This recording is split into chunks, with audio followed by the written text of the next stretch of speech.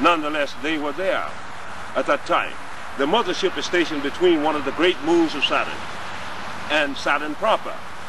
I understand that there is a point between the moon and the planet proper that tends to nullify the gravitational pull of each other. This enables the mothership to languish there without using too much power in order to maintain equilibrium. It boggles the mind that such an engineered entity could exist in reality, simply because it had to be such an engineering feat. I learned that such a great megalithic ship could not be built within the gravitational pull of the home planet or any other planet. It has to be built in deep space so that the gravitational pull doesn't crush it and things of this nature and what have you. But it maintains. Second species are called the Stygians. The Stygians are rather tall, over 5 feet in height. They are, by looking at them, they don't look very nice. I mean, they are not very nice to look at. Nonetheless, and even aboard the mothership, when they're not in their own zone, they have to use breathing apparatus, as they did on the ship when they came to Earth and what have you, because the atmosphere on their planet is not really compatible to this planet. The Avians, there was a time when this atmosphere would have been compatible to them, and they can breathe this atmosphere now, but not for long, because it's too polluted and what have you. The third group are called the Dorians. Now the Dorians are tall. I guess you could call them Nordic looking, because they have the blonde hair and the blue eyes. And if you saw one off distance, you could mistake it for one of them for a human. But closer inspection gives you to know the difference because of the configuration of how their ears are made, the tall foreheads, the wideness of the eyes, smallness of the mouth, and things of this nature. And one thing that struck me about the Dorians was that they looked a lot alike. Otherwise, there wasn't as many. I see before me here genetic variables of most all of the races on the face of the earth. They're not like that. They look so much alike until you figure that they had to be more or less engineered in some manner. The next species are the Neptunians. Neptunians are wide set and low. They come from a high gravity planet, or you might call it a water planet, so to speak. And they have to have breathing apparatuses. For instance, if you were on Neptune, with the exception of a few places in the high mountains, you would literally drown to death in the atmosphere because of the humidity there and things of this nature. And they are here.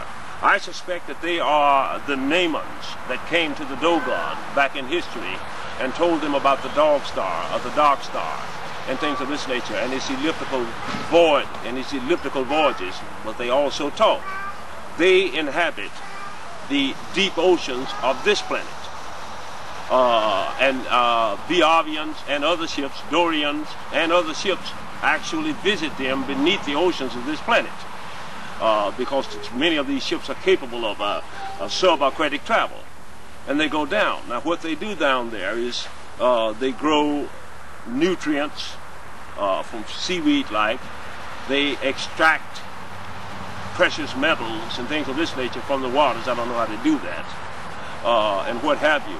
They also introduced the dolphins to this planet back in history. Dolphins are not a native here. Nor is wheat. Wheat is not a native of this planet. About 45,000 years ago, in the skies above North Africa, there was a dogfight between the fourth species and the Biavians. The fourth species are called Tarxicians. Looking at a Tarxician, you can tell that he is obviously reptilian in origin. They had a fight and they fell on an island about 100 nautical miles north of Tripoli in what we call Libya, out in the Mediterranean. This island came to be called the fabled Atlantis, if you will. Over time, even the Biavians don't live forever, though they are long-lived, thousands of years. They decided that humankind Homo sapien erectus biped, was neurologically capable of learning scientific things, such as astronomy, medicine, architecture, animal husbandry, irrigation, planting of crops, and things of this nature. And they needed them to work the gardens and to extract certain crystals and metals and things of this nature from the earth. So they took them into that garden and they started to teach them, as well as genetically mixed with them and what have you. Now these first hybrids or crossbreed from these Atlanteans, if you want to call them that, started to build it the first kingdom, the ancient kingdom of Sumeria, and later Thebes, and various other kingdoms around the Mediterranean crescent and what have you. And they became so rebellious and proud and corrupted the true knowledge until there came a time when the ancient ones on the home island decided to cause the destruction of these hybrid beings, so to speak, because most of humanity, or that is humanity that call themselves progressive and builded stationary citizens and were no longer hunter-gatherers and things of this nature, had begun to do things. And in Sodom and Gomorrah, even so far as to genetically crossbreed animals and humans and things of this nature. There came a time when this great island in the Mediterranean, a thermonuclear device with antimatter trigger was set off, and this caused the destruction of that island, the tsunami waves, rains, the changing of the weather factor, which may be harkened back to the writings of the remnants of Noah's flood or what have you.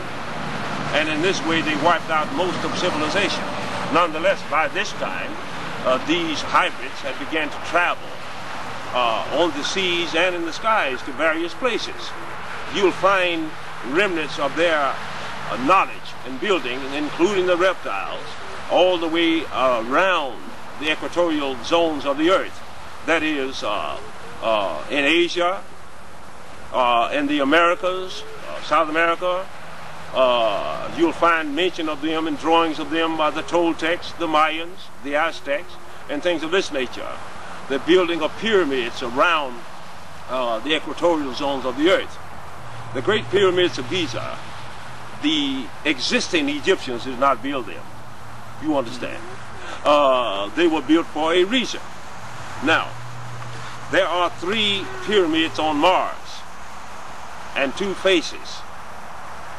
The pyramidal form in various configurations aligned properly with the north is one of the only benign power producing entities that does not need any outside power. It is a benign battery. If I look out through light years of space and pick up that there are pyramids there, it will assure me that there is life there, and even give me a reading as to the nature of this life and things of this nature. They are able to do this. The reason the National Security Council has not been able to, say, pick up on alien transmissions on their ships and things of this nature, because it's all either done telepathic or neurotronic, in the sense that you can fly these ships with your mind and things of this nature. You can also speak to someone over great distances from a telepathic level. Often, I receive communications from Tan, this alien, I call him Tan, his name is Oquat Tangent 1. Often I receive communications from him, and he may be way out into space.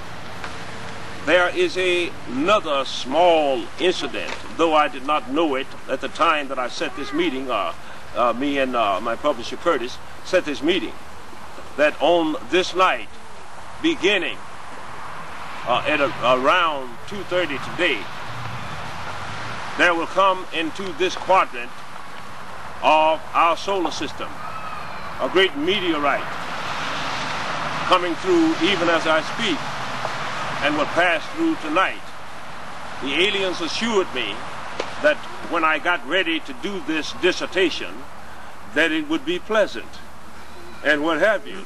I thought they had let me down because they got some big heads and stuff, and they haven't always followed through. But they told me that it would be a nice day and that you lovely people would not be unpleasant by being here to hear this. We have come to a time in history. I was visited 4 times and taken up 4 times. On December 28, 1987, in the Ozark Mountains, they came over my car and knocked out the electrical system. My car went to the side of the road. I got out of the car, and while they were coming over, I took 4 Polaroid photographs, broad daylight, of these ships going away and circling around to my right. Well, later on, I sent these photographs not to MUFON or any other ET organization. I sent them to NASA, a NASA scientist. I said, now swamp gas this with your bad ass. so it wasn't long before they were landing black helicopters out in western Oklahoma to talk to me and things of this nature, wondering how I got this data. I also told them that I told them about Roswell and some of the technology that the government gleaned from it. I also told them that in 1953 on the northern Japanese islands of Hokkaido, a ship was down there and they found it basically intact. Now, many of you are old enough to remember that we went from cathode tubes and computers as big as a room to microelectronics almost overnight and things of this nature. I believe that this is the back engineering of some of the alien technology that was captured, because the Japanese came with NASA when they came out to talk to me and things of this nature and what have you. So our governments are well aware that we're not alone in the universe. Our governments has managed to gather some of this technology because these beings are not perfect. They do make mistakes. When, if you look up in the sky sometime now, you'll see a ship suddenly appear as if out of nowhere. This is because they have been utilizing hyperspace. They generally don't like to come in too close to a planet. But once they are there for a very moment, the fusion core is shaken and the shields are offline, put it like that. The shields are offline. What happened out in Roswell was when this ship, this X-6, came out of this hyperspace window, or this Stargate, if you will, its shields were offline for a moment, and there was a lightning storm going on, and it struck it and downed it. And our government got the ship, and the four people that were aboard it, one stayed alive for several weeks and things of this nature. So they know all of this, and they know that we're not alone, and they built SETI and things of this nature to try and make contact with these beings. But these beings are well aware that the governmental order on this planet is not to be trusted. And so perhaps this is why they would come to someone who is not powerful on earth or something of this nature.